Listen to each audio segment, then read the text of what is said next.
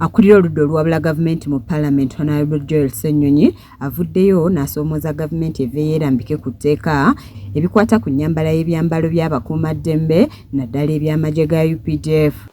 Right Honourable, there are issues that continue to happen and they should be of concern to all of us. There are issues to do with the law and the selective application thereof. Kino kiddiridde ebifaananyi ebize biyitiŋŋana ku mikutu emigatta abantu nga biraga omubaka Lilian Abba nga ayambadde olugoye olw'amagye g'eggwanga lino aga UPDF ng'ate UPDF ebadde yakafulumya ekiwandiiko ekyekuusa ku nsonga eno. Honourable Speaker, recently we did see images making rounds of our colleagues here in Parliament, the Honourable Lilian Abbe, the Honourable Peter Ogwang, wearing UPDF uniform. Now, these are known to us. They have never done any kind of military training that qualifies them to be UPDF officers. And so by wearing these UPDF uniforms, it goes against the laws and with specificity the UPDF Act. Mu lutuula lwa Parliament olunaku olwaleero, omubaka Ssenyonyi ategeezezza nti waliwo bannaabwe bangi ku ludda olwabula gavumenti abali mu kkooti z'amagye nga bavunaanibwa emisango egyekuusa kwambala engoye zeefaanaanyiriza eza UPDF era ng'emisango gyabwe tegiwulirwanga. We have a couple of people who are in jail. There's a young lady called Olivia Lutaya, a 28-year-old mother of two, and several others who have been in jail 3 to 4 years simply because they, as the charge is, were in possession of military stores. What are the military stores? Berets, red berets with an insignia, people power, NUP.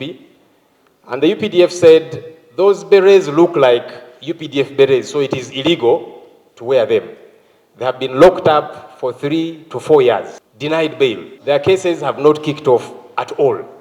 And they are still in jail to date, simply because they wore something which the UPDF says that one looks like our uniform. Ono amyuka Speaker wa Parliament Honorable Thomas Tayebwa amwanukudde n'abaako byalambika ku ky'abaminisita wamu n'ababaka abambala ebyambalo bya UPDF. Maybe for clarity, Rob, I was with Honorable Peter Ogwang in Jinja. What he was putting on is not a gazetted UPDF uniform. No, what Honorable Peter was putting on, remember he even bought it in America. In America they sell in public shops and all that. On resemblance, that's another issue. But it wasn't, I just wanted to clarify on the one of Peter, because even me, I had to get close and said, when did they recruit you? Until when I checked and I found indeed it wasn't. Nga tukyali mu Parliament y'omubaka omukyalo wa district y'ewa Kisobeti Ethel Naluyima asabye gavumenti eveeyo erambike ku mitendera bannayuganda gye bagenda okuyitamu okusobola okuzza obujja endagamuntu zaabwe ezaggwako. Got our national identity cards and were part of the first batch. That was in 2015, and many of our IDs are yet to expire on 2nd December 2024. We would wish to get clarity. As I talk, many of my people in Wakiso and several other areas consult me about this matter, December 2024. Whereas we are wondering how can the identification of a national get expired.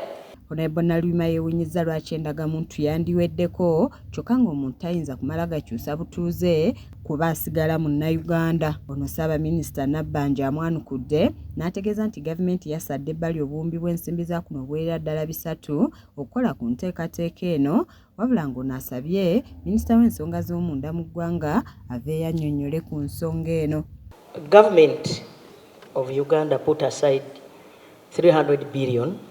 This I know for sure, to do this exercise, and the processes are on. I would only request that you give us some little time such that the Minister of Internal Affairs can come and give more clarity. Matias Sekanjako yakusakidde eggulire lino ku lwa KSTV agaleero.